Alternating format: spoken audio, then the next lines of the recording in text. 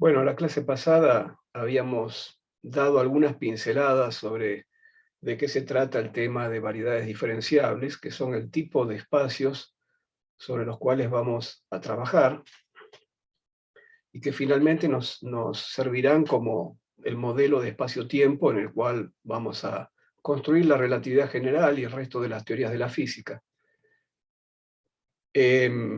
Esencialmente lo que era una variedad diferenciable es un espacio que localmente es como Rn, donde n es la dimensión del espacio.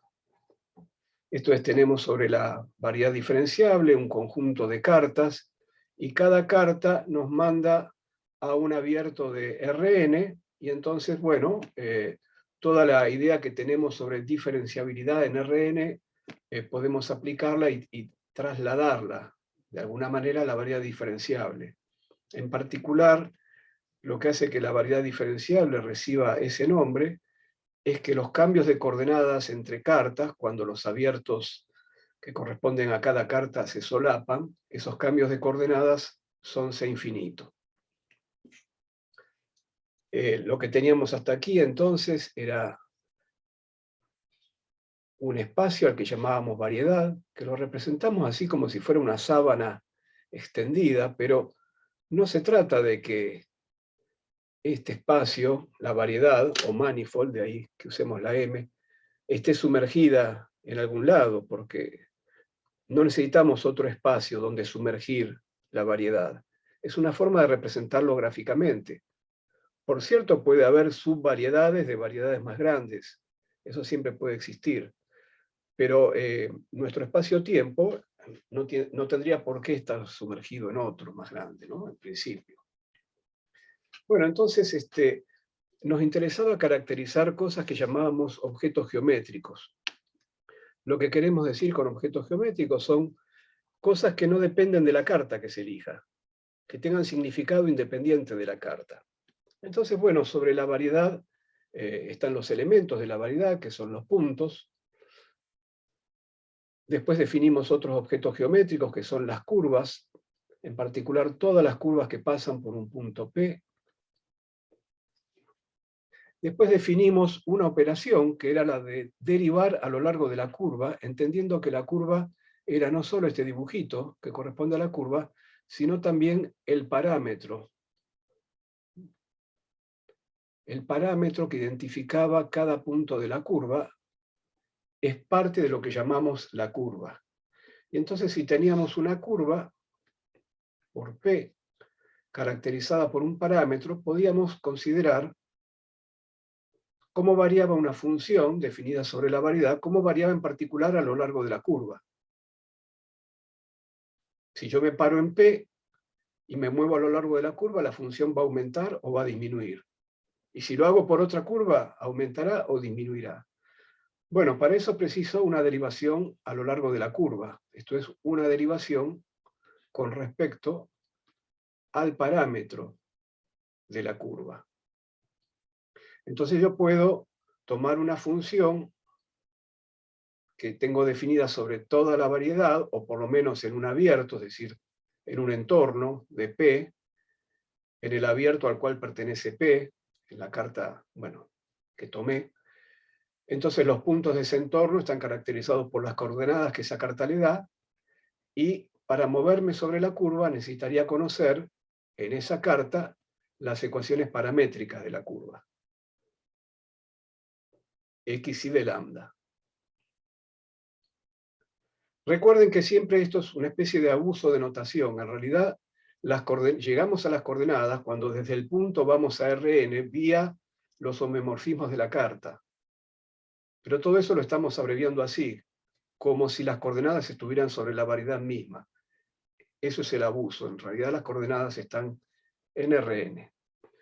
Y entonces, bueno, hacer esta derivada es lo mismo que derivar f respecto de xy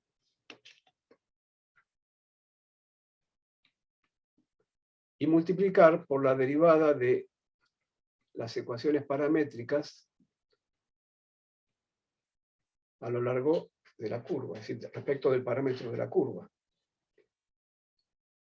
Y entonces dijimos que de esa manera la derivada de una función cualquiera respecto de lambda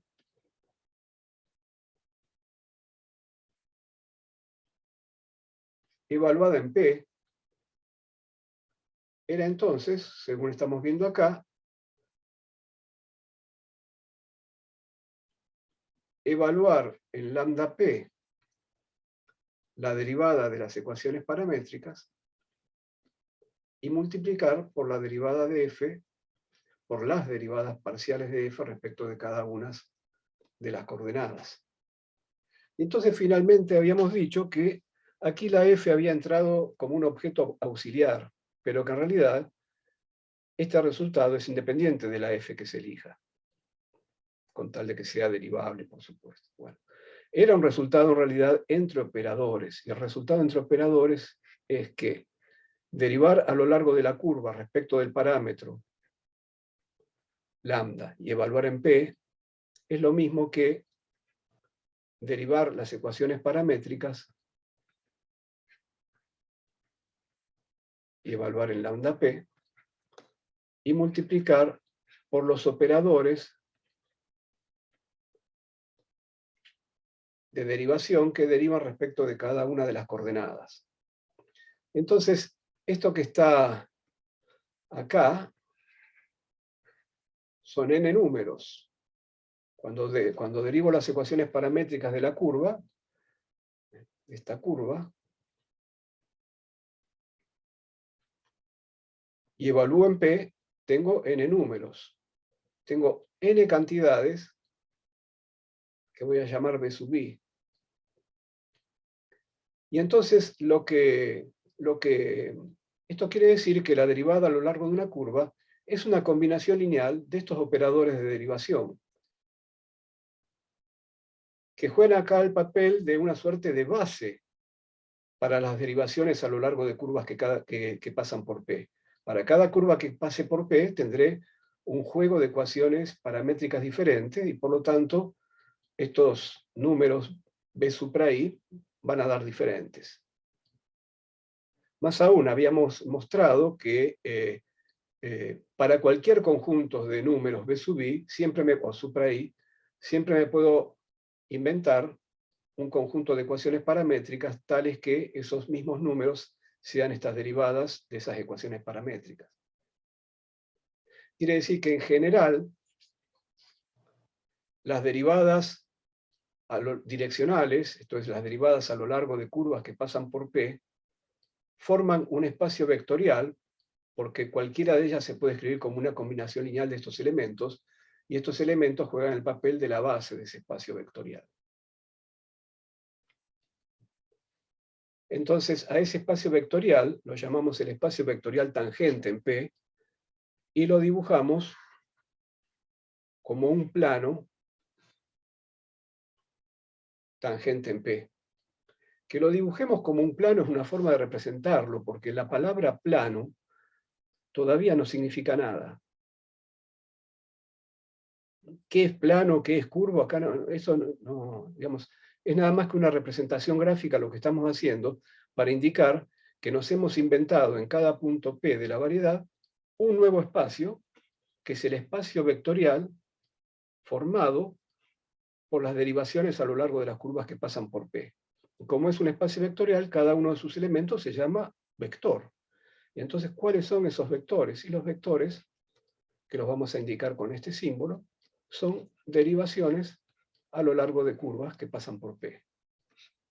Estos son los elementos del espacio vectorial tangente que se indica con una T sub P. En cada P hay un espacio vectorial tangente. Entonces, si B pertenece a TP, entonces B es una derivación a lo largo de una curva que pasa por P. Bueno, muy bien. Un comentario, ya que estamos haciendo este repaso. Muchos autores, e inclusive, no sé si en la guía de problemas mismo, creo, el índice de coordenadas se usa como índice griego, yo lo estoy usando como índice latino. Bueno, así que sea el índice griego o sea el índice latino IJK, es un índice que corre desde 1 hasta n, si n es la dimensión del espacio. En relatividad lo usamos desde 0 hasta n-1 para un espacio-tiempo de dimensión n. Empezamos con el índice 0, pero bueno, eso acá todavía no lo vamos a usar de esa manera. Ahora bien, yo debería probar, para hablar de que el conjunto de estas derivaciones parciales a lo largo de las coordenadas forman una base, como venimos diciendo, que en particular se llaman bases holónomas, cuando se trate de derivadas parciales respecto de las coordenadas de la carta. Debería probar que realmente forman un conjunto de vectores linealmente independientes, para darle la entidad de base. ¿Qué significa eso? Significa que si yo tengo que una combinación lineal de elementos de esa supuesta base me da 0, eso ocurre si, solo si, los coeficientes de la combinación lineal son 0. Esta es la condición para que estos objetos sean linealmente independientes. Bueno, y esta demostración del sí solo sí tiene una demostración de derecha a izquierda que es trivial, naturalmente, si los veis son 0, esto da 0. La que nos interesa es la otra demostración, de izquierda a derecha.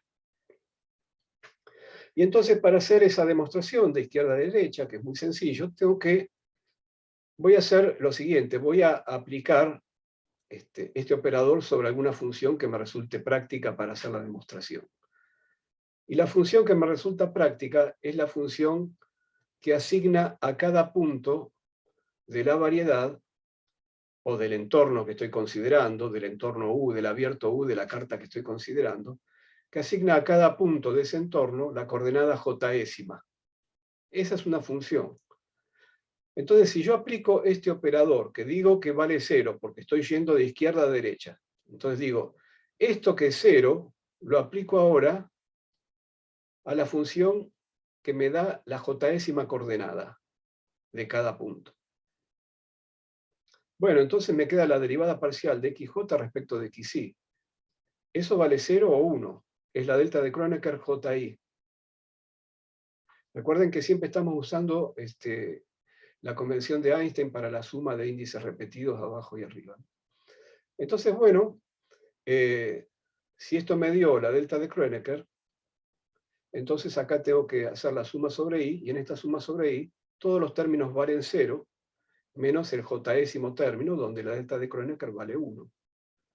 Cuando i vale j, me queda delta jj, que es 1. Quiere decir que el único término que sobrevive en esta sumatoria es el jésimo, y el resultado es b supra j. Pero como estoy yendo de izquierda a derecha, partí desde que esto vale 0, y entonces la conclusión es que b supra j vale 0. Y como esto lo puedo repetir para cada uno de los j, entonces llego a la conclusión de que, todos los coeficientes valen 0, ¿no? Aquí tendría que poner un para todo i.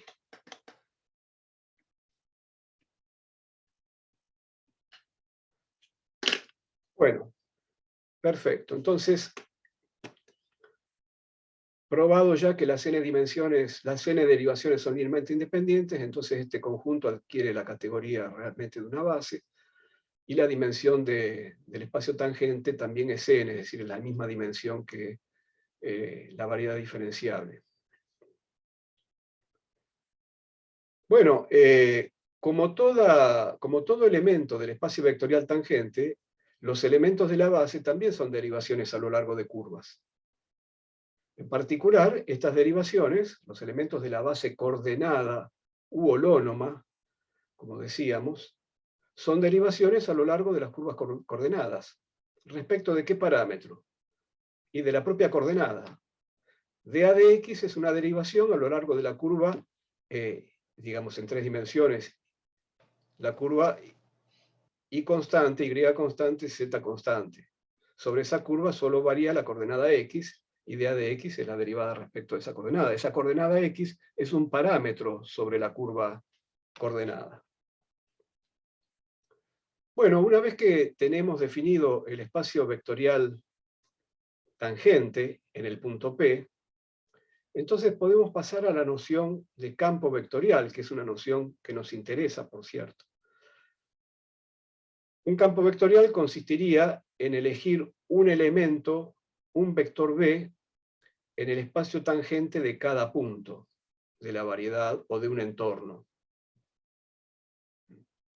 Entonces, en ese caso, tendremos un B en cada punto, por eso decimos un campo vectorial, y entonces las componentes que corresponden a cada uno de los B, a medida que cambio de punto, las componentes van a ir cambiando y se volverán funciones de las coordenadas. Eso es un campo vectorial. La clase de hoy y la clase que viene vamos a introducir los objetos tensoriales que necesitamos para hacer más adelante la física. Es todo un poco aburrido porque es bastante conocido, pero lo que estamos tratando de enfatizar es el carácter geométrico de estos objetos. Carácter geométrico es decir, su independencia de la carta. Lo que depende de la carta, como decíamos la clase pasada, son las componentes de estos objetos, tanto de los vectores como de los tensores en general que veremos más adelante. Bueno, siempre que tengo un espacio vectorial, yo puedo elegir distintas bases. Cualquier conjunto de n vectores linealmente independientes es una buena base de un espacio vectorial.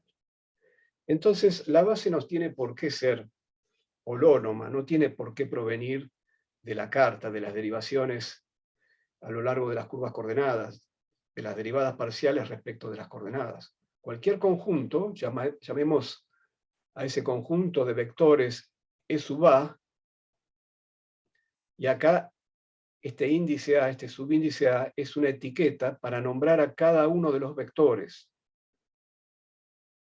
no para nombrar componentes. Fíjense, las componentes de los vectores las estamos nombrando con índices IJK, y el índice entra como un supraíndice. En cambio, esta es una etiqueta para nombrar a cada uno de los n vectores de otra posible base. Una base que en general será entonces anolonoma, si no es una base coordenada. Entonces, yo puedo elegir cualquier conjunto de n vectores linealmente independientes y usarlos como una base. Y desarrollar el mismo vector B que habíamos desarrollado antes en la base coordenada. Bueno, estaba acá, no importa.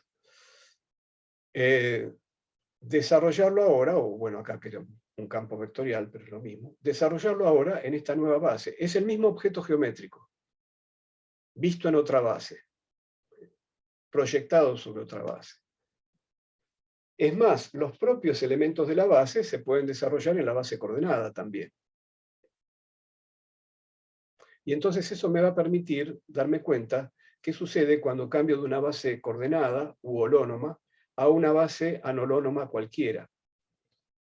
Entonces, si yo desarrollo un dado vector en una base anolonoma cualquiera, y luego desarrollo los elementos de la base en la base coordenada de la carta que esté utilizando, bueno, desarrollado cada E sub A en la base coordenada tendrá unas ciertas componentes E supra I. Pero como son las componentes del E sub A, tengo que seguir etiquetando a estas componentes con el índice A. Entonces queda así. Entonces tengo un índice de componente y un índice de etiqueta de los elementos de la base. Reemplazo entonces este desarrollo de la base anolonoma en la base coordenada, lo reemplazo en la forma en que escribí el vector B, y entonces me queda así. Lo que estoy viendo acá es que encuentro una relación entre las componentes de B en la base coordenada, porque todo esto que está acá está jugando el papel de la componente de B en la base coordenada. Está jugando el papel de B supra I. Con las componentes del mismo vector B en la base anolonoma, que son estas otras. Encuentro esta relación.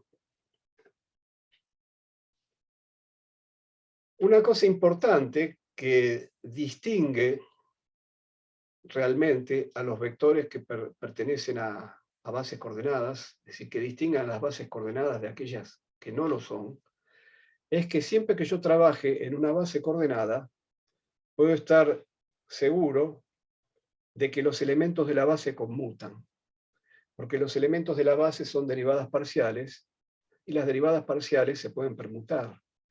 Si yo aplico sobre una función f cualquiera una sucesión de derivaciones parciales, yo puedo intercambiar el orden. Entonces, en particular, la derivada de f respecto de xj, derivada a su vez luego respecto de xy, me da el mismo valor que la derivada de f respecto de xy, derivada luego respecto de xj. Entonces, esto habla de una conmutación de los operadores que forman las bases coordenadas. En cambio, si yo tengo una base anolonoma, no tengo garantizada esa conmutación. Es más, vamos a ver más adelante que si me dan una base cualquiera y yo encuentro que conmutan, entonces puedo concluir que es una base coordenada.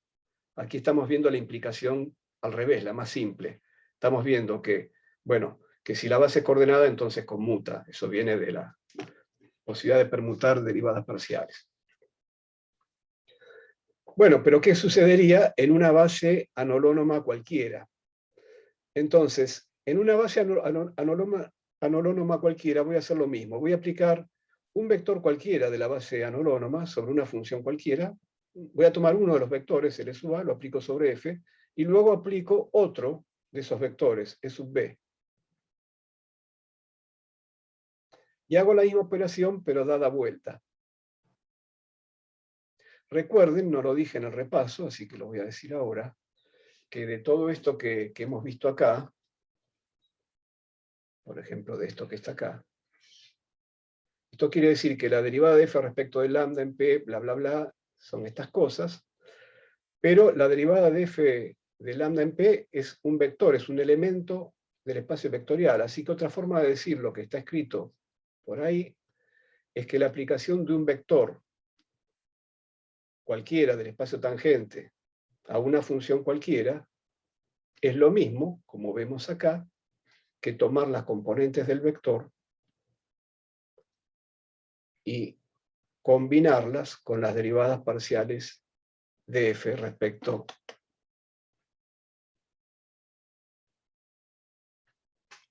de las coordenadas de la carta. Contraerlas, ¿no? Es decir, nuevamente vemos acá el carácter de derivada direccional que tiene la aplicación de b sobre una función. Está contrayendo las derivadas parciales, todas las derivadas parciales, que en el lenguaje de nuestra vida cotidiana serían las componentes del gradiente. Solamente que acá es gradiente, es una palabra que todavía no tenemos, y enseguida vamos a ver de qué se trata esto, así que no lo quiero llamar todavía nada. Pero estamos contrayendo lo que en lenguaje usual diríamos, entre comillas, gradiente, que tampoco es cierto, porque ustedes saben que cuando trabajan en coordenadas curvilíneas, las componentes del gradiente son un poco diferentes, no son las meras derivadas parciales. Pero bueno, déjenme expresarme de esa manera, y estoy proyectando esa suerte de gradiente sobre la dirección del vector, lo cual muestra que, nuevamente, que estamos hablando de derivadas direccionales. Entonces, esto que habíamos aprendido la clase pasada, ahora lo voy a hacer tomando como B un elemento de la base anolonoma.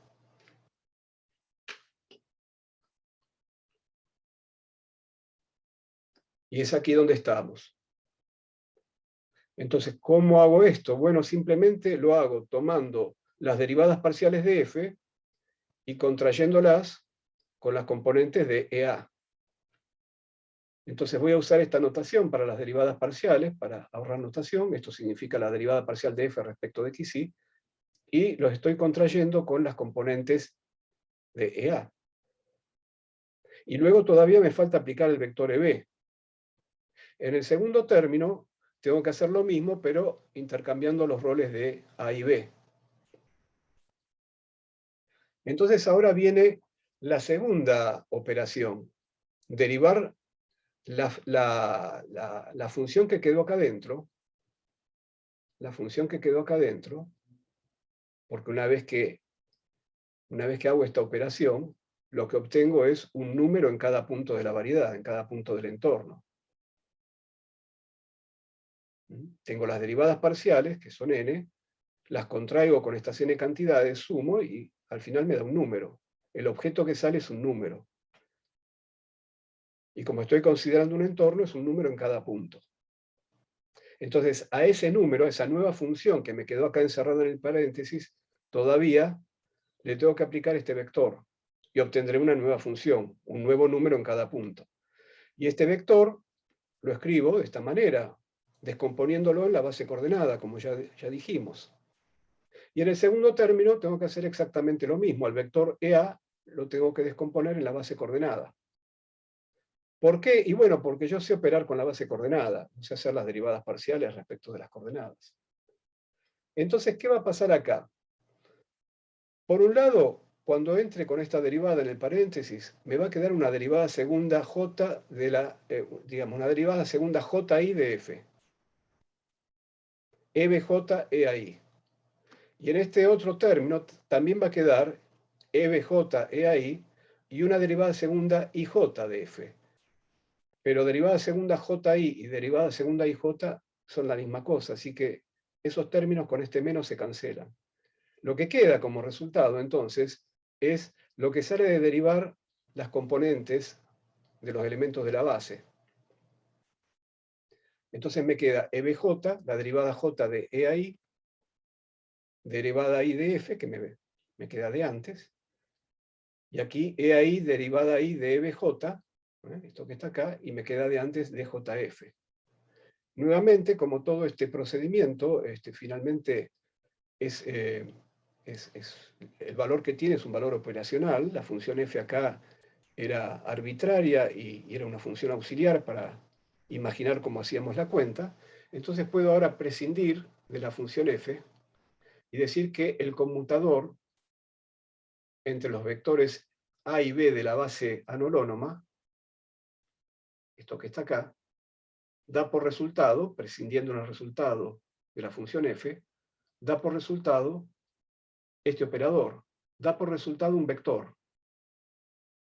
El conmutador entre elementos de la base es un vector, porque es una combinación lineal de elementos de la base coordenada, por lo tanto está en el espacio tangente. Fíjense un detalle que hay acá. Como ven, saqué como factor común una derivada parcial respecto de xy, que es la derivada parcial que está acá. Pero acá había una derivada parcial respecto de xj, no respecto de xy. Entonces, ¿cómo la saqué de factor común? Bueno, tengan en cuenta que tanto los índices, el índice I como el índice J son índices mudos. Como ustedes ven, hay suma. Igual acá, hay suma. Como son índices mudos, el resultado de cada uno de estos términos no depende del índice. Una vez que uno calculó estas cosas, contrajo, hizo la sumatoria sobre I sobre J, en el resultado no queda ningún I ni ningún J. Como son índices mudos, entonces les puedo dar el nombre que más me guste. Y entonces en este segundo término decidí cambiarle el nombre. A I lo llamé J y a J lo llamé I. De esa manera, acá me quedó la derivada parcial sub I, que va a salir afuera de factor común, pero claro, el B, el EB ahora es EIB. Acá está, es EIB. Y el EIA ahora es EJA, que es el que está acá. Bueno, esta cuenta para calcular el conmutador es una cuenta que ustedes saben hacer desde que hacen conmutadores en mecánica cuántica. Ya desde la mecánica cuántica elemental saben hacer esta cuenta, así que es lo mismo. Entonces, bueno, ¿Podría hacer una pregunta? sí.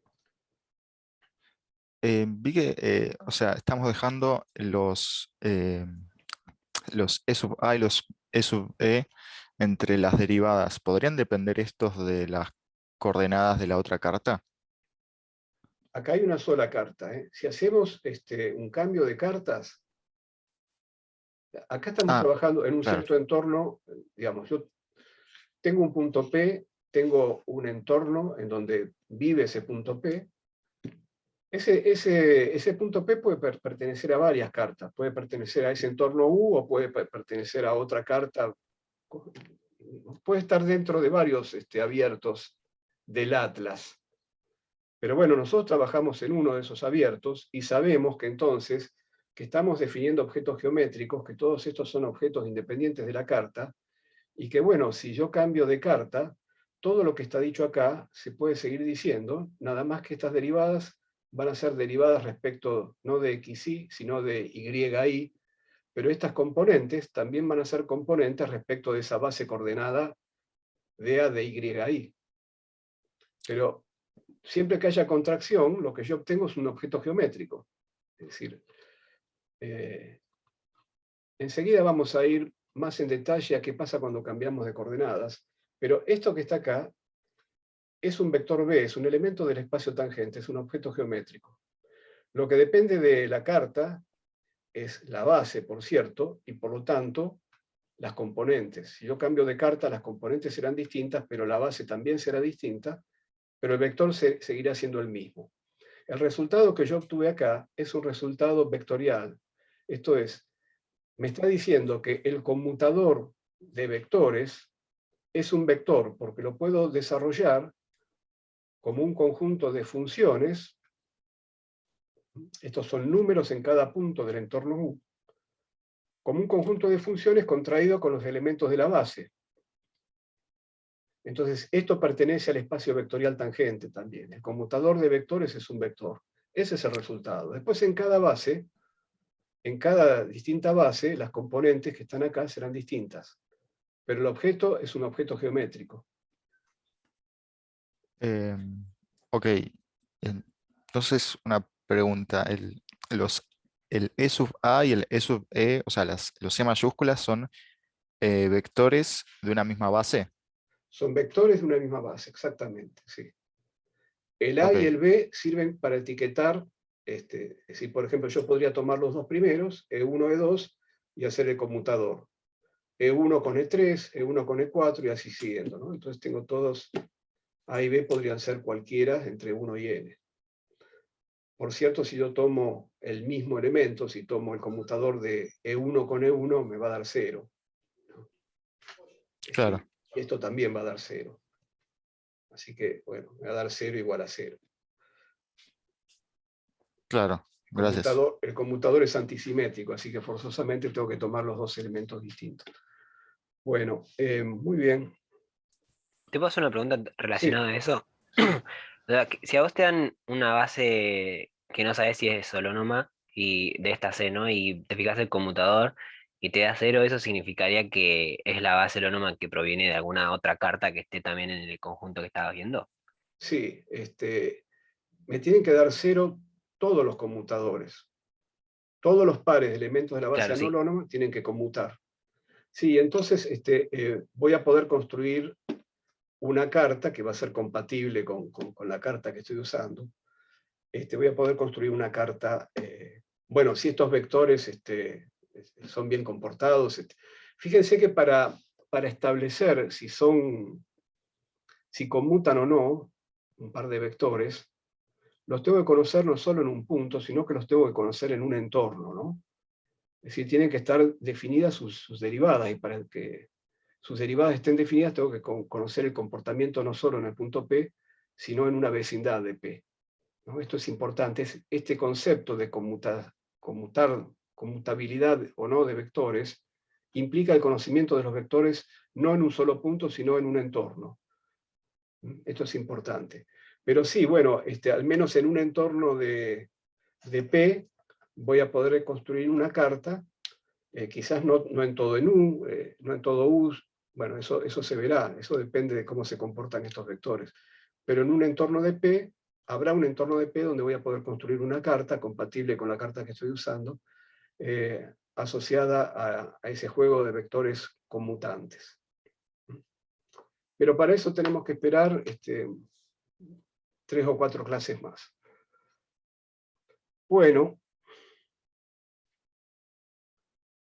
Bueno, esto es lo que estábamos diciendo recién, que para distinguir bases coordenadas y anolonomas mediante este procedimiento, bueno, decir, en general, la distinción entre una base coordenada y una anolonoma requiere conocer el comportamiento de las bases en un entorno del punto. Bueno, muy bien. Entonces, para fijar estas ideas con un ejemplo sencillo y conocido para todos. Tomemos el espacio euclidiano, donde habitualmente hacemos la física clásica, y todavía para hacerlo más sencillo, tomemos un espacio euclidiano de 2 dimensiones. En los espacios euclidianos de la física clásica tenemos el concepto de versor. Ese concepto todavía no lo tenemos en general, porque no sabemos todavía medir un vector.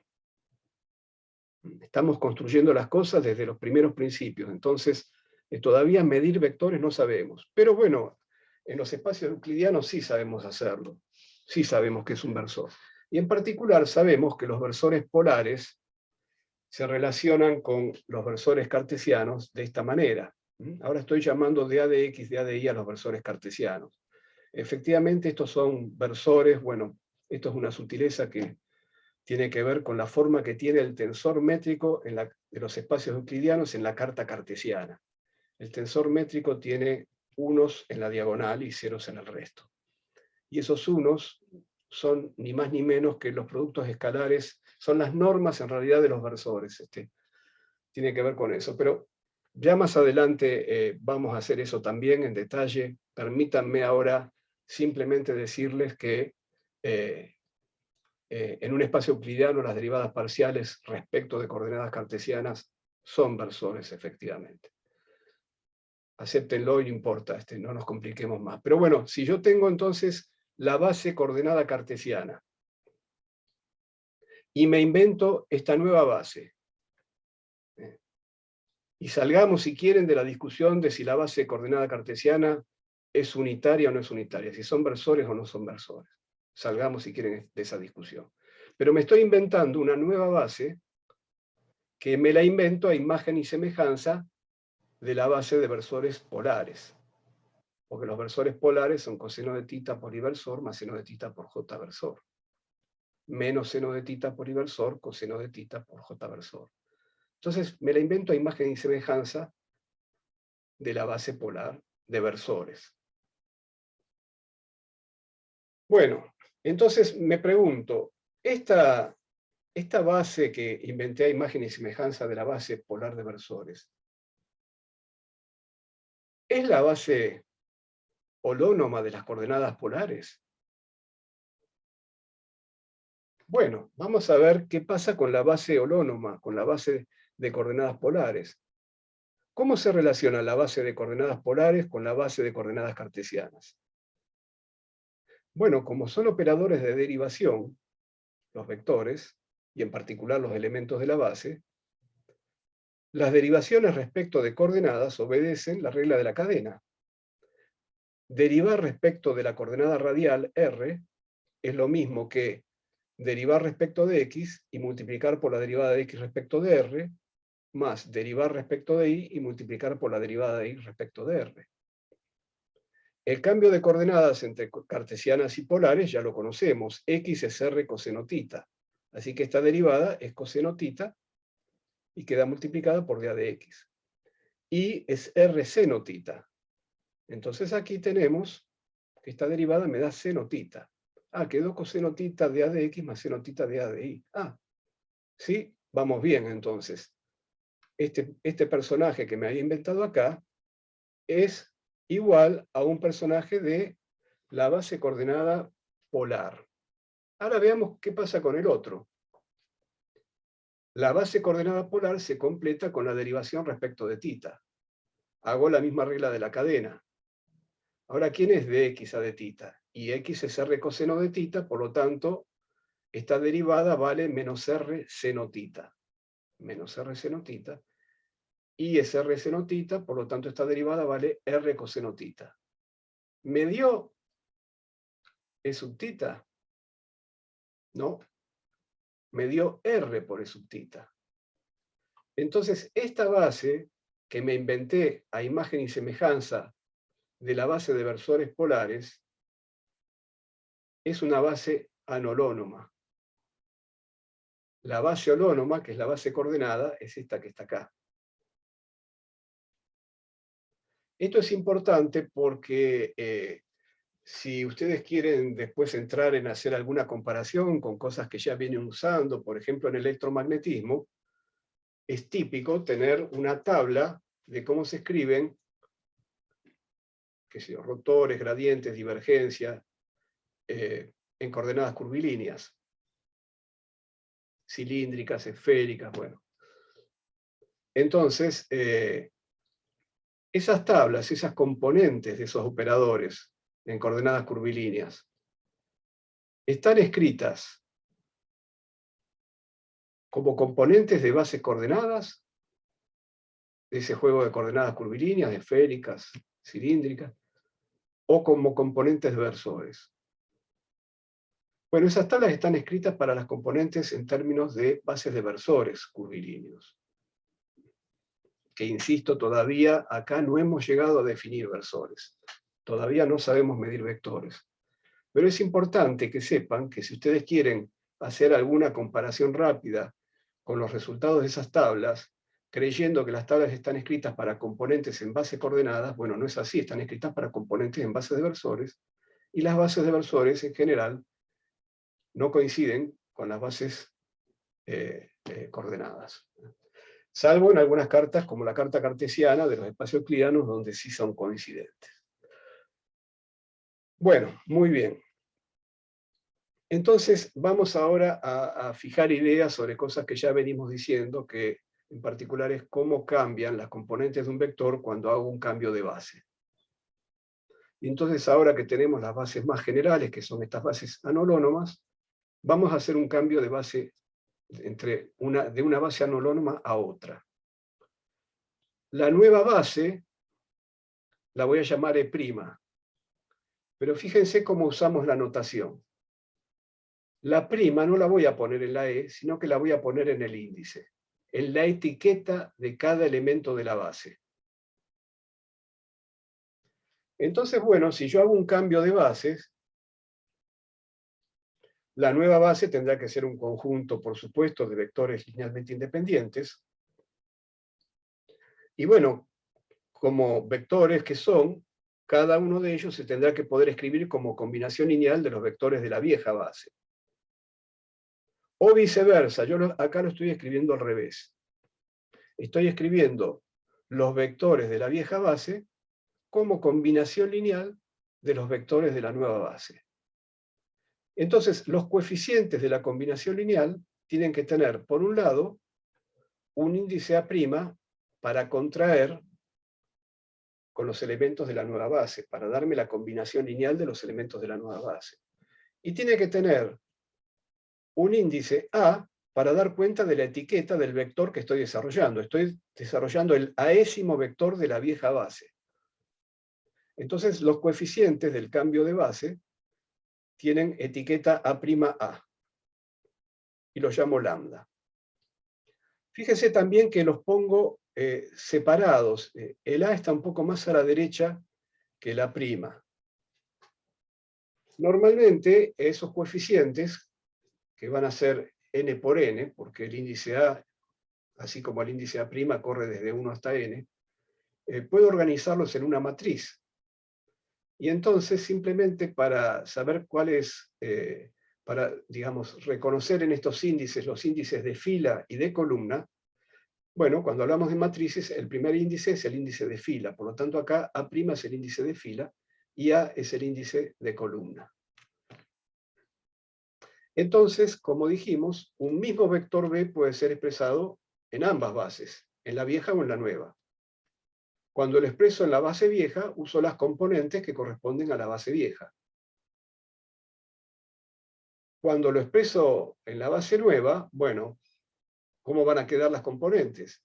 Simplemente lo que hago es reemplazar la base vieja de esta manera acá, y entonces, viendo ahora la expresión que quedó, reconozco que estas cosas que quedaron acá, estas combinaciones, porque acá tengo una suma sobre A, es una combinación de términos, estas combinaciones están jugando el papel de la componente del mismo vector B, o de las componentes del mismo vector B, en la base nueva. Todo esto que está acá está jugando el papel de BA supra'prima. Recuerden que las componentes tienen índice arriba, y cuando tengo un vector con un índice abajo, ese índice es una etiqueta para el vector, no es una componente, no indica una componente. Entonces las componentes en la nueva base se calculan de esta manera, con la matriz del cambio de base. Bueno, muy bien, vamos a hacer aquí el intervalo hasta las 4. Entonces, esta es la forma en que cambian las componentes de los vectores ante cambio de bases, entre dos bases cualesquiera, ¿no? Bases que no tienen por qué ser coordenadas, pero ¿cómo quedaría esto? ¿Quiénes serían estos coeficientes del cambio de base? ¿Quién sería la matriz de cambio de base si el cambio de base se hiciera entre dos bases coordenadas diferentes? Entonces, vean qué pasa cuando hacemos un cambio entre bases coordenadas. En vez de llamar Y, como llamé hasta ahora a la nueva carta, la carta que se solapaba con la carta vieja, voy a llamar coordenadas primadas, para hacer lo mismo que hice con la base, que a la nueva base la llamé base primada. Entonces voy a tener una carta de coordenadas XY, la carta original, y una carta de coordenadas XY'. Y bueno, para el cambio de base coordenada, tengo como herramienta la regla de la cadena. ¿De qué manera se relacionan las derivadas respecto de las XY con las derivadas respecto de las XY'? Y bueno, con la regla de la cadena. Si yo derivo respecto de XY' y multiplico por la derivada de XY' respecto de XY, obtengo la derivada respecto de XY. Acá tengo que sumar, por supuesto, ¿no? Entonces, esto quiere decir que si las bases son coordenadas, quien juega el papel de la matriz lambda son las derivadas de las coordenadas nuevas respecto de las coordenadas viejas. Tengo esto que está acá. Y entonces, si yo me intereso o me enfoco exclusivamente en bases coordenadas, cuando trabaje solo con bases coordenadas, los cambios de las componentes de los vectores van a suceder de esta manera. Fíjense que los textos que no usan el lenguaje geométrico que estamos pretendiendo introducir acá, y queremos hacerlo porque pensamos que las magnitudes físicas tienen que estar descritas por objetos geométricos, las magnitudes físicas tienen que ser independientes de las cartas que utilicemos, ese es el objetivo que está detrás, en nuestro caso que queremos hacer física. Entonces vamos a la geometría diferencial y aprendemos cuál es el lenguaje geométrico. Pero aquellos textos que no usan lenguaje geométrico suelen definir un vector como una n-upla b supra i, que ante cambio de coordenadas se transforma de esta manera. Esto lo vemos usualmente en muchos textos de física, por ejemplo en textos de electrodinámica. En física teórica 1 seguramente lo usaron de esta manera. Pero claro, decir esto, definir un vector por la forma en que se transforman sus componentes, y encima por la forma en que se transforman ante un cambio de base particular, que es pasar de una base coordenada a otra base coordenada. Bueno, está escondiendo un poco el carácter geométrico del vector. ¿Qué tipo de objeto geométrico es un vector? Estas son las componentes nada más. Si yo hablo de esto para definir el vector, hablo de las componentes, pero el vector en sí mismo, ¿qué es? Bueno, el vector en sí mismo es una derivación. Eso es lo que queremos ahora enfatizar. Pero bueno, así es como se transforman las componentes de los vectores frente a cambio de bases coordenadas. Ahora, nosotros estamos acostumbrados, por ejemplo, cuando hacemos relatividad especial y hacemos la transformación de Lorentz, que es una transformación de coordenadas, y entonces después vemos que tenemos cuadrivectores, la cuadrivelocidad en primer lugar, que se transforman ante transformaciones de Lorentz igual que los hacen las coordenadas, igual que lo hacen las coordenadas. Bueno, eso es así porque la transformación de Lorentz es un cambio de coordenadas muy particular, es una transformación lineal.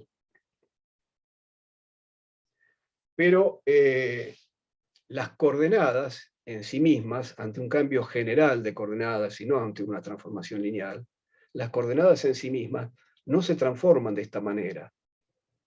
Atención, esta es la forma en que se transforman los vectores. Pero si yo hago un cambio general de coordenadas, yo no puedo decir que xy' es la derivada de xy' respecto de xy contraído con xy. Eso solo ocurre cuando el cambio de coordenadas es lineal y entonces estas derivaciones son constantes, son los coeficientes de la transformación lineal. Esta es la transformación de los componentes de vectores en base coordenadas, no la transformación de las coordenadas. Es decir, dicho de otro modo, las coordenadas en sí mismas no son componentes de un vector. Yo no puedo hablar del vector posición como lo hago en la física clásica, o del cuadrivector x0, x1, x2, x3 como lo hago en relatividad especial, porque el único caso en que las coordenadas se transforman como lo hacen los vectores es ante transformaciones lineales. Claro, en la mecánica clásica, por ejemplo, yo uso las coordenadas cartesianas y las transformaciones que me interesan de esas coordenadas son las rotaciones, y una rotación es una transformación lineal de las coordenadas con ciertos coeficientes que corresponden a los cosenos y senos del ángulo de la rotación, en fin, pero son situaciones muy particulares. En general, las coordenadas no transforman como componentes de un vector. Así que el vector paradigmático no es la posición, sino que es la velocidad, digamos, o la cuadrivelocidad. O dicho de otro modo, la propia variedad no es un espacio vectorial. Bueno, solamente en algunos casos particulares podemos identificar el espacio vectorial tangente con la propia variedad, pero no es el caso general. Pero bueno, eso genera cierta confusión, porque en física clásica nosotros pensamos a los vectores como formando parte del propio espacio donde trabajamos, y no como formando parte de un espacio aparte. Bien, un comentario sobre lo que llamamos líneas de campo. Hace un rato hablamos de campos vectoriales. Campo vectorial es tomar en cada punto de un entorno de P, tomar un vector de cada espacio tangente de cada uno de esos puntos.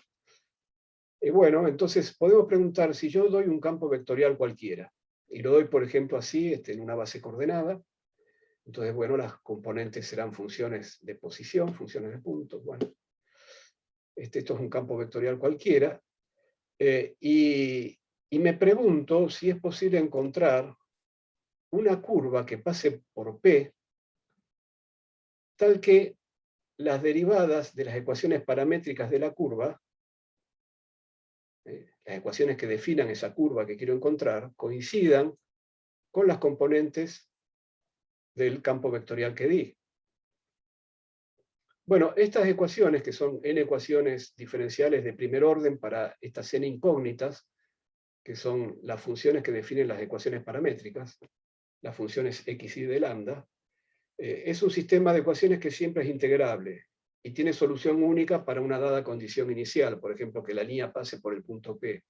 Es decir, salvo que en el punto P el campo vectorial sea singular, sabemos que esto siempre es integrable porque sabemos que justamente esa línea es lo que llamamos la línea de campo, ¿no? La línea de campo se resolvería integrando estas ecuaciones. Entonces, bueno, dado en un entorno un campo vectorial, siempre a partir de un punto P podemos trazar la línea de campo que corresponde a ese campo, la línea de campo que pasa por ese punto de P, y eso corresponde a integrar este conjunto de n ecuaciones. Bueno, vamos a ir ahora a otros personajes que podemos definir y que necesitamos para ir completando el esquema de los objetos geométricos que vamos a utilizar. Ya tenemos los vectores y ahora vamos a introducir estos otros objetos que serán los covectores, o también llamados formas diferenciales o unoformas. Enseguida vamos a ver por qué esto de formas diferenciales. Una vez que tengamos los vectores y los covectores, la clase que viene vamos a definir los tensores. Va a ser un poco aburrido porque vamos a seguir hablando de lo mismo, pero con más generalidad, con más índices, digamos, hasta que finalmente configuremos todos los espacios que necesitaremos y bueno, y empezaremos a trabajar con ellos en la siguiente clase. Bueno, las formas diferenciales o unoformas se van a definir, y los vamos a indicar así. Voy a usar letras griegas y en lugar de usar una raya como usé para los vectores, voy a usar esta suerte de tilde para señalar estos nuevos objetos. Estos objetos van a ser funcionales lineales reales sobre el espacio tangente. ¿Qué significa esto? Es algo muy sencillo. Significa que ómega es un objeto geométrico que toma un vector y me da por resultado un número. Lo vamos a pensar como una máquina. La máquina en sí misma no es ningún número, pero cuando le doy un vector, tiene un display en donde aparece un número. Entonces, dado un vector, un elemento del espacio tangente, lo pongo en una ranura de la máquina y la máquina me da un número.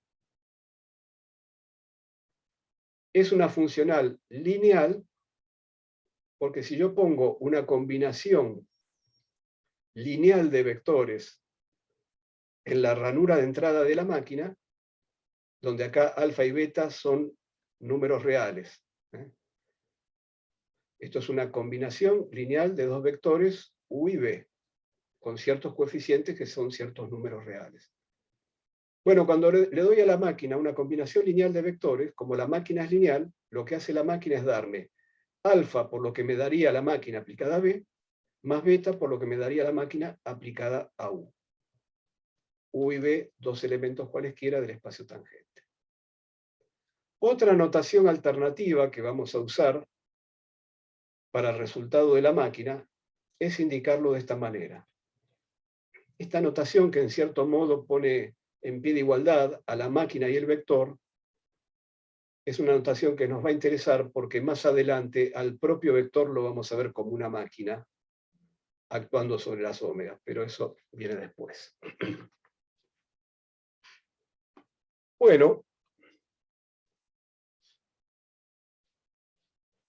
Bueno, queremos mostrar también, naturalmente, que estas unoformas son objetos geométricos independientes de la carta, y esto es así porque el número real que da la máquina cuando le doy un vector va a ser un número, tiene que ser un número para que justamente la máquina tenga el carácter de objeto geométrico, tiene que ser un número independiente de la carta, esa es la idea.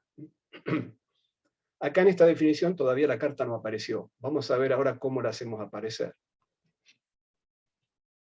Bueno, antes de ver la carta, quiero decir que con el conjunto de unoformas o de covectores, vamos a formar también un espacio vectorial, que vamos a llamar espacio dual o cotangente. Para lograr que el conjunto de unoformas formen un espacio vectorial, tenemos que recordar que lo que es esencial en un espacio vectorial es tener la operación de suma y resta de vectores, de elementos del espacio vectorial, y multiplicación por números reales en nuestro caso. Entonces, estas máquinas todavía no tienen ninguna operación de suma entre ellas. Lo que hemos dicho de la linealidad era cómo trabajaba la máquina con una suma de vectores. Pero suma de máquinas todavía no sabemos qué es. Entonces lo vamos a definir. Vamos a definir la suma de máquinas lineales para hacer del conjunto de máquinas lineales un espacio vectorial, que llamaremos el espacio cotangente. Y así en cada punto P de la variedad tendremos ahora dos espacios, el tangente y el cotangente. Entonces, ¿cómo vamos a definir la combinación lineal de unoformas? Ahora alfa y beta son dos números reales de vuelta, pero para combinar linealmente dos unoformas. Lo que tengo que definir es qué le haría esta máquina, esta combinación lineal, a un vector B cualquiera. Y la definición natural es decir, bueno, lo que esta máquina le haría es alfa por lo que le haría omega B, más beta por lo que le haría eta a B. Y así tengo entonces el espacio dual o cotangente que vamos a indicar con un asterisco. Ustedes pensarán que esto recuerda mucho a, por ejemplo, bueno, puede recordar a los Bra y los Ketch en la mecánica cuántica, o más sencillo todavía, puede recordar al cálculo de matrices, y en particular al cálculo entre filas y columnas. Si yo combino una fila con una columna, obtengo un número.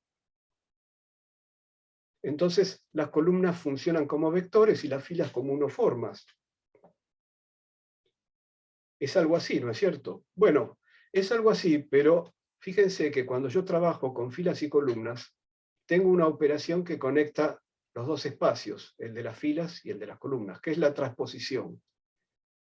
Aquí todavía no tenemos ninguna operación para conectar el espacio tangente y el cotangente. Esa operación la vamos a tener mucho después. Pero por ahora son dos espacios separados. Entonces sí, ahora vamos a ver cómo definir una base coordenada en el espacio cotangente. Lo primero que vamos a hacer es definir el diferencial de una función. Entonces, dada una función de la variedad en R, esto es, dada una función que a cada punto de la variedad le asigna un número. Como decíamos la clase pasada, la temperatura, por ejemplo. En cada punto del espacio yo tengo un número que llamo temperatura. Eso es una función de M en R. Entonces voy a definir una unoforma que llamaré el diferencial de F. Entonces esto es un símbolo para indicar la unoforma que vamos a llamar el diferencial de F. Para definirlo tengo que saber qué le hace el diferencial de F a un vector cualquiera. Así que tengo que definir la operación del diferencial de F sobre un B, que tengo estas dos maneras de indicarlo, como dije antes, ¿no? Son dos formas alternativas, alguna notación es más expresiva que otra, según sea el caso en donde la esté usando. Pero la definición es la siguiente. La unoforma que voy a llamar diferencial de F, lo que va a hacerle al B es lo mismo que lo que el B le hace a F. Cuando una unoforma actúa sobre un vector, me tiene que dar un número, por definición de una unoforma. Y un vector actuando sobre una función también me da un número. Así que la definición es aceptable. ¿Cuál es el número que da un vector actuando sobre una función? Y bueno, ya lo dijimos, es este número que está acá. Es la derivada de f en la dirección del vector. Entonces, así puedo definir una unoforma asociada a una función f cualquiera. Para cada f tendré entonces un diferencial de f definido como una máquina lineal actuando sobre el espacio de vectores.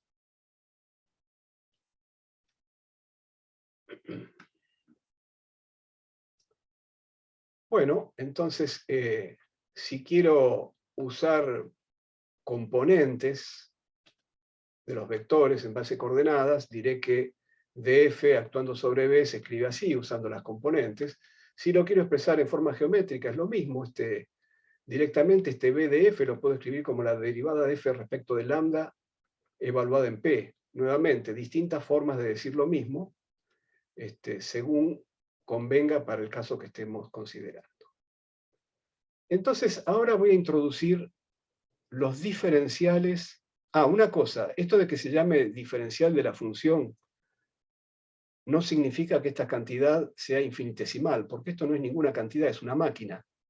Es una máquina que espera un vector para dar un número. Y el número que dé puede ser chico o grande, porque este número no tiene por qué ser chico. Entonces, el hecho de que esto se llame diferencial es porque conecta con las derivadas de la función. Pero esto es una máquina lineal, no es ni chico ni grande. En todo caso, el resultado puede ser chico o grande, pero no tiene por qué ser infinitesimal este resultado. Bien. Entonces, dada esta definición, voy a tomar en particular como f la i-ésima coordenada de la carta que esté considerando. La función que le asigna a cada punto del entorno U, la i-ésima coordenada. Entonces, ¿qué pasaría si yo pongo en lugar de f, xy? Me voy a este resultado y digo, bueno, si pongo en lugar de f, xy, me queda la contracción. Acá estoy usando j para no repetir el índice i, que ya lo usé acá. Y como este índice i es mudo, en esta expresión, lo puedo llamar j también, y aquí lo llame j. Entonces queda esto. Y acá uso lo que ya hemos usado antes, que aquí tenemos la delta de Kronecker. Y entonces en esta sumatoria sobre j solo sobrevive el i-ésimo término y me da b supra i. Entonces, tengo acá máquinas lineales, unoformas, definidas como los diferenciales de cada una de las coordenadas, y el trabajo que hacen es que cuando lo apliquemos sobre un vector b cualquiera, me dan la i-ésima coordenada, la i-ésima componente de ese vector. Entonces, bueno, si miro entonces a esta i-ésima componente del vector que aparece acá como el resultado de haber aplicado diferencial xy sobre el vector b, eso me permite escribir al diferencial f que está acá, de esta manera. ¿Por qué? Porque si diferencial f lo aplico sobre el vector b, si pienso a la máquina lineal diferencial f, escrita de esta manera, como una combinación lineal de máquinas lineales diferencial xy, cuando aplique entonces sobre b la máquina lineal, entonces, bueno, ya sabemos qué hacen las combinaciones de máquinas lineales. Es lo que definía al conjunto de máquinas lineales como un espacio vectorial. Salen los coeficientes afuera de la máquina lineal y las máquinas lineales omega y eta actúan sobre el vector por separado. Aquí lo mismo, si yo aplico esto al vector b, salen los coeficientes que son estos afuera y cada una de las máquinas lineales diferencial xy actúan por separado sobre el vector b. Y cuando cada una actúa por separado me da b sub i. Entonces el resultado de aplicar diferencial f al vector b es de f a dxy por b sub i, que es lo mismo que está acá. Así que efectivamente tengo derecho a desarrollar el diferencial de una función cualquiera de esta manera.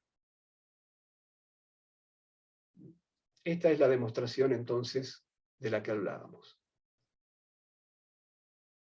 Los coeficientes de la combinación lineal salen afuera, van acá, aplico las máquinas, cada una de las máquinas lineales diferencial x y a b, y obtengo b sub i, b supra i. Y entonces es correcto porque regreso a este resultado que era la definición del diferencial f.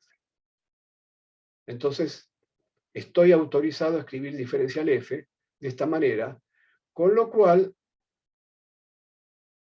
el conjunto de los diferenciales xy revelan tener la calidad de una base, que me permite desarrollar estas unoformas. Y estas serían las componentes de estas unoformas en esa base coordenada. ¿Mm?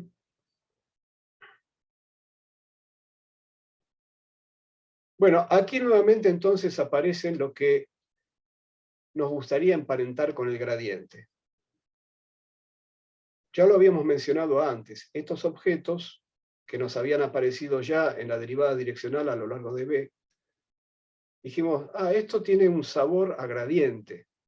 Y yo les dije, bueno, pero atención, porque lo que conocemos como gradiente es un vector y esto no va a ser parte de un vector. Estos objetos son las componentes de una unoforma, que no es un vector, es un covector.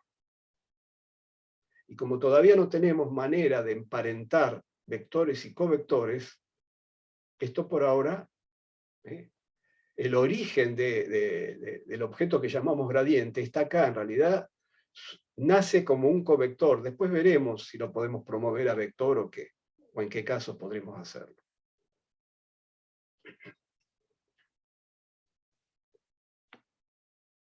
Bueno,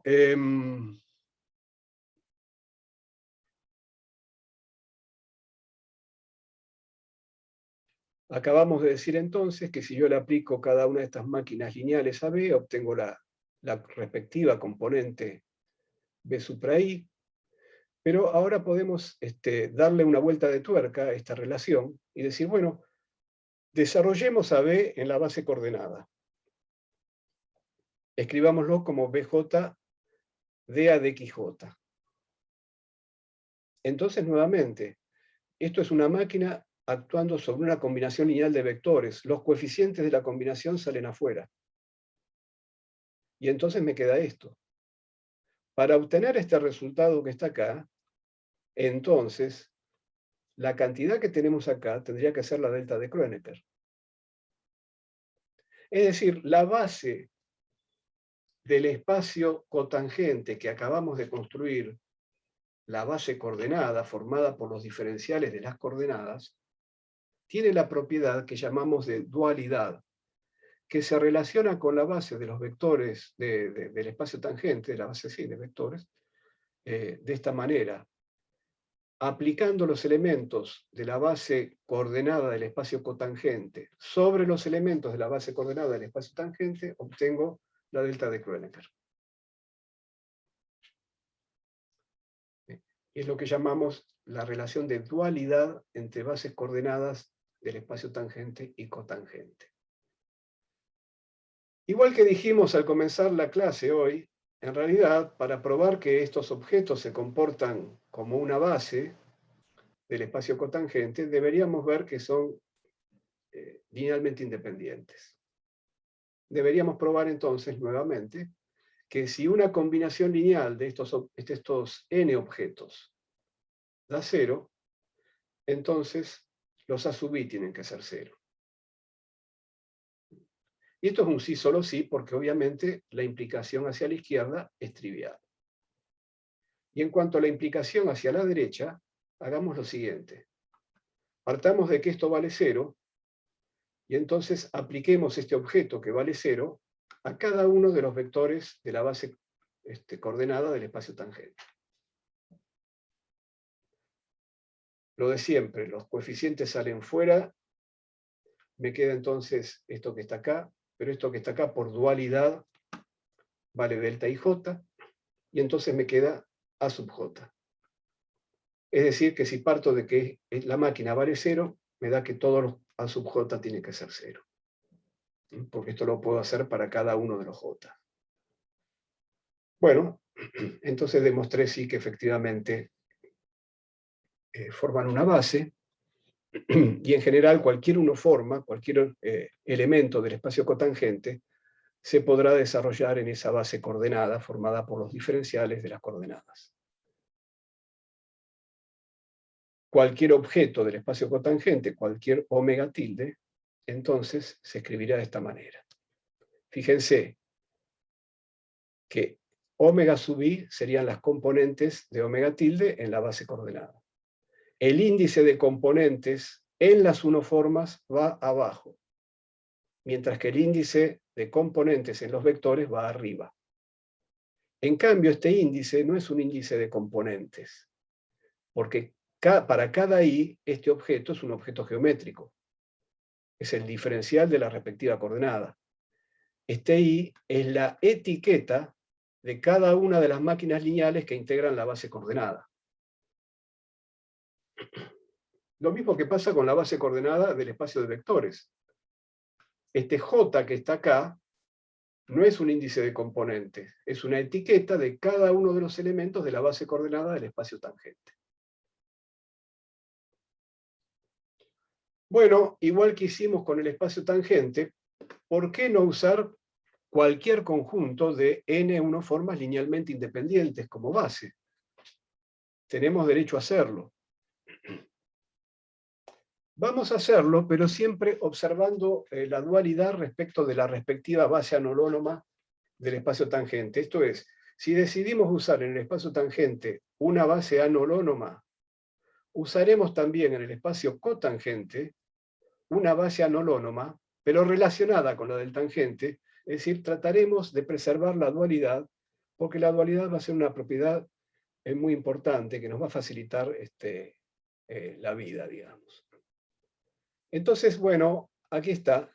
Si elegimos una base anolonoma en TP, elegiremos una base anolonoma en TP asterisco, pero siempre observando esta propiedad. Bueno, estas bases anolonomas del cotangente, estas EA tilde, acá la A, insisto, un índice arriba en una unoforma es una etiqueta, no es un índice de componente. Cada una de estas unoformas EA de la base anolonoma se podrán expandir en la base coordenada del espacio cotangente. Y entonces aquí estamos usando el mismo símbolo E minúscula para las componentes de la base, pero atención porque, claro, nos damos cuenta que estas corresponden a componentes de la base del cotangente porque el índice de componente está abajo.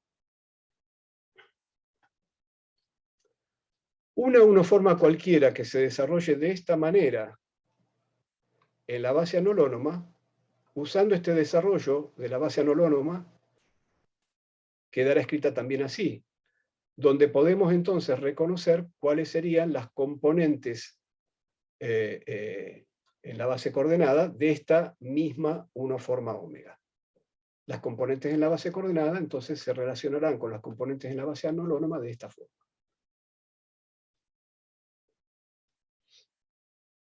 Bueno, como estas bases las suponemos duales, entonces, nuevamente, si yo reemplazo el desarrollo acá adentro, y desarrollo a su vez la base del tangente en base coordenada, entonces salen fuera de esta operación, salen fuera los coeficientes de los desarrollos, y quedan simplemente las bases coordenadas de x, y actuando sobre los respectivos elementos de la base coordenada del tangente, los dA de xj. Ahí me sale el delta ij, porque son duales, y entonces al salirme el delta ij, me termina igualando los i con los j y me queda entonces esta contracción. Quiere decir que por la dualidad, las componentes de las bases anolonomas duales tienen que observar esta relación.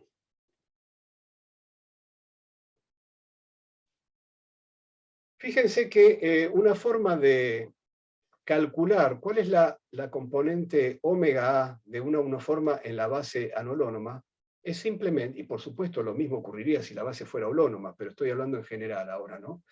Lo que estoy diciendo es, para una base cualquiera, no me importa ya si es holónoma o si es anolonoma, una forma de calcularle cada una de las componentes a la unoforma omega es evaluar omega sobre cada uno de los vectores de la base anolonoma del tangente. ¿Por qué? Porque si yo hago esa evaluación y si desarrollo omega en la base dual, me queda así, el omega A sale afuera, esto por dualidad es la delta AB, y como ven, la importancia de la dualidad es que automáticamente eso me lleva a obtener cada una de las componentes de la unoforma omega en la base que estoy considerando.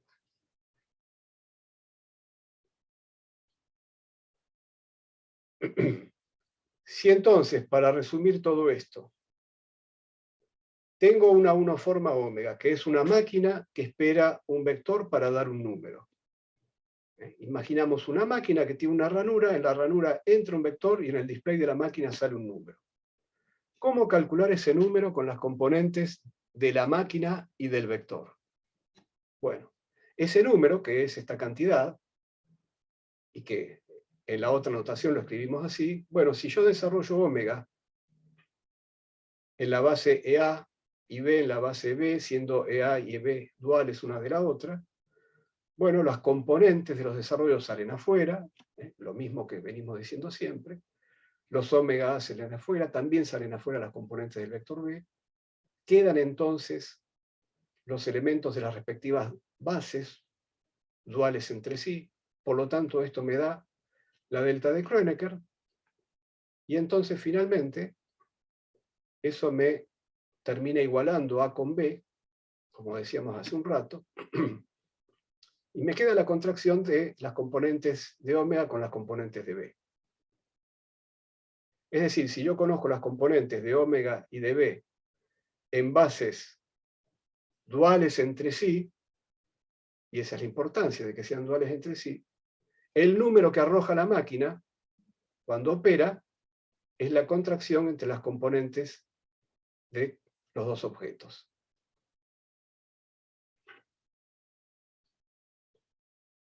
Bueno, finalmente, nosotros representamos a los vectores y al espacio tangente como un plano en P. Ya dijimos que ese espacio tangente representado como un plano, bueno, es una manera de dibujar, que plano, la palabra plano todavía no tiene ningún significado para nosotros.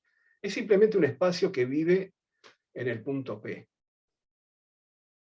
Y sobre ese espacio, con una flecha marcábamos un vector.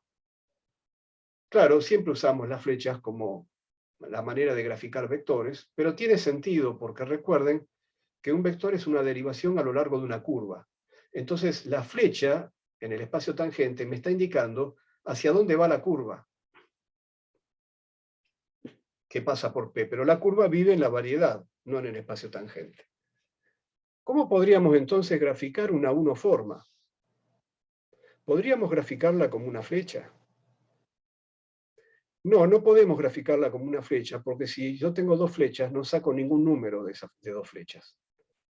La forma en que nosotros sabemos sacar un número de dos flechas, es haciendo un producto escalar entre vectores. Pero nosotros acá producto escalar no tenemos, no hemos definido todavía tal cosa. Sin embargo, una unoforma se aplica sobre un vector y da un número. Entonces, ¿cómo hacer para representar gráficamente la máquina que llamamos unoforma? Es decir, ¿cómo hacer para representar el número que me da la máquina cuando yo le doy una flecha? Entonces vamos a hacer lo siguiente. Vamos a pintar en ese plano, además de la flecha, vamos a pintar un conjunto de líneas paralelas que van a representar a la máquina. Y entonces voy a decir que el número que da la máquina cuando yo le entrego el vector B es el número que corresponde a la línea paralela en donde la punta del vector B se apoya.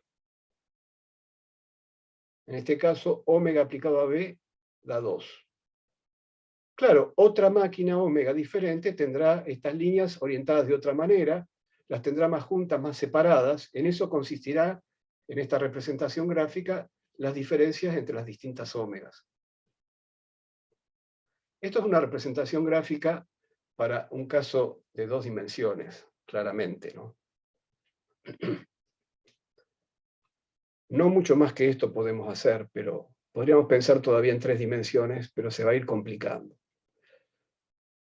Bueno, esto parece estar bien, porque al fin y al cabo, sí, efectivamente, si yo dibujo la máquina lineal de esta manera, para cada flecha que yo dé acá voy a obtener un número diferente. Bueno, está bien, efectivamente la máquina para cada vector que yo le dé me va a dar un número diferente. Ahora, la máquina es una máquina lineal, esto es, si yo le doy una combinación de vectores, la máquina no me da cualquier cosa, me da una combinación específica de los resultados de actuar sobre cada uno de los vectores. Esta representación gráfica es capaz de contener esa propiedad. Entonces veamos, este vector B, que era tal que omega de B daba 2, yo lo puedo descomponer de cualquier manera. Me puedo inventar muchas descomposiciones posibles. Lo puedo pensar como este vector U más este vector W, y de muchas otras formas, ¿no? Siempre que arme un paralelogramo es una descomposición. Entonces digo, bueno, ¿y qué pasa ahora con esta representación gráfica? Omega de B, que me daba 2, yo lo puedo escribir también como omega de U más B, pero escrito como omega de U más B, uso que la máquina es lineal, y entonces tendría que ser ese 2, tendría que ser también igual a omega aplicado a U más omega aplicado a W. ¿Y cuánto da omega aplicado a U? Y bueno, yo miro acá y me da 1,5. Y omega aplicado a W y me da 0,5, me da entre 0 y 1, ¿no? Y bueno, 1,5 más 0,5 es 2, así que la representación gráfica funciona.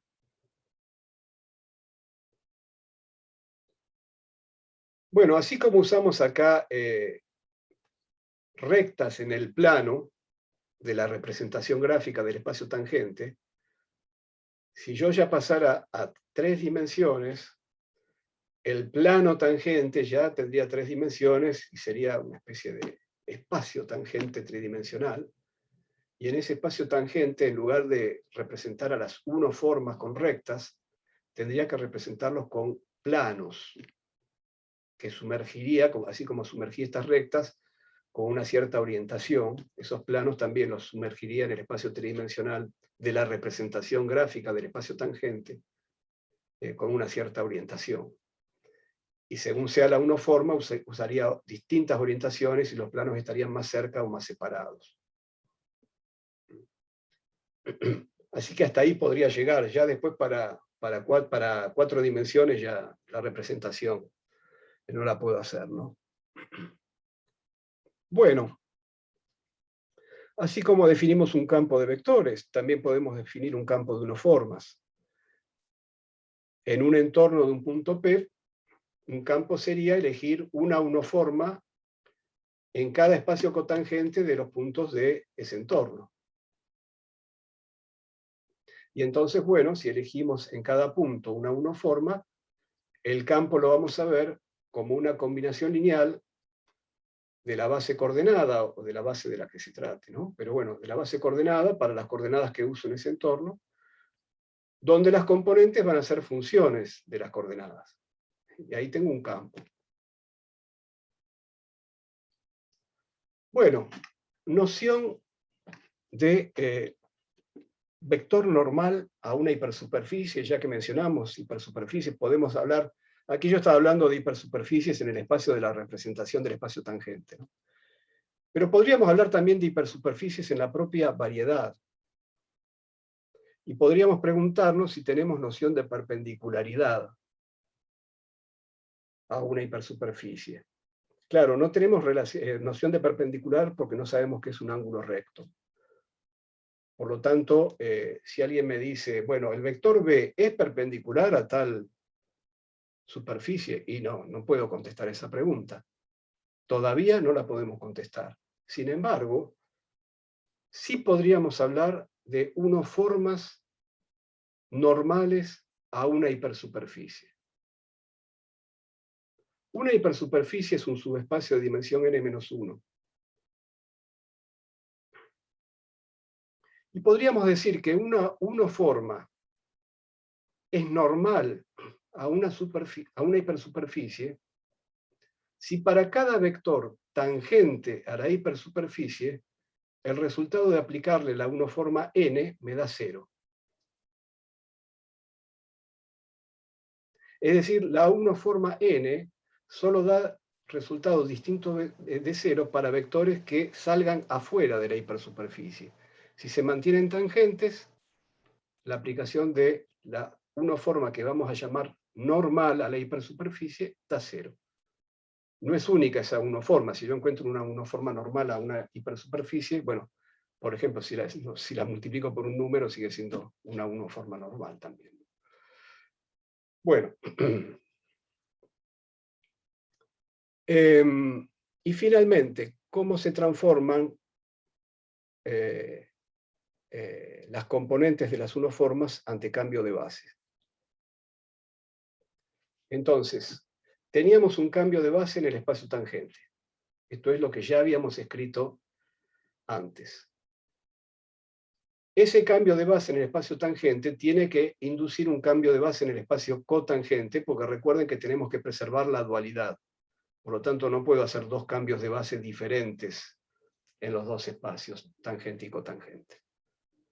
Entonces, así como hay una matriz lambda que me hace el cambio de base en el tangente, habrá otra matriz que voy a seguir llamándola lambda porque finalmente van a estar relacionadas entre sí, pero por ahora, como en principio es otra matriz, la pinté de otro color. Entonces, en vez de darle otro nombre, le di otro color. Es otra matriz, pero como va a tener que preservarse la dualidad, veremos que entre estas dos tiene que haber una relación. Es otra matriz, pero además la puedo identificar porque fíjense que mientras que en esta usé el A' en primer lugar, en el índice de fila, acá lo usé en el índice de columna. Y entonces digo, bueno, habrá alguna matriz de otro color que me haga el cambio de base en el cotangente. Entonces vamos a ver qué pasa cuando yo quiero mantener la dualidad. Yo parto de las bases duales viejas que tienen esta propiedad. Reemplazo entonces la base dual vieja en función de la base nueva. Hago este reemplazo. Y reemplazo también la base vieja del tangente en función de la base nueva. Entonces hago este reemplazo, pero acá, como dice EB, a los índices los llamo B. Fíjense que los índices repetidos acá son los A'. El A, aunque tenga el mismo nombre de A, es otro índice, no está repetido, no tiene la prima, ¿no? Bueno, muy bien, entonces acá tengo que reemplazar EB. Y EB es lambda B', EB', la lambda azul, la otra lambda. Los coeficientes salen fuera de la operación y la operación que resta hacer es entre las bases nuevas. Pero yo quiero mantener la dualidad. Entonces esta operación me tiene que dar sí o sí delta A' B'. Y entonces esto me iguala A' con B' y me los contrae. Y entonces queda que delta AB tiene que ser igual a lambda A', lambda fucsia, por lambda A'B azul. Es decir, que una matriz es la inversa de la otra. Entonces puedo usar la misma letra lambda para recordar que están emparentadas así e identificar que una es la inversa de la otra por la posición de los índices.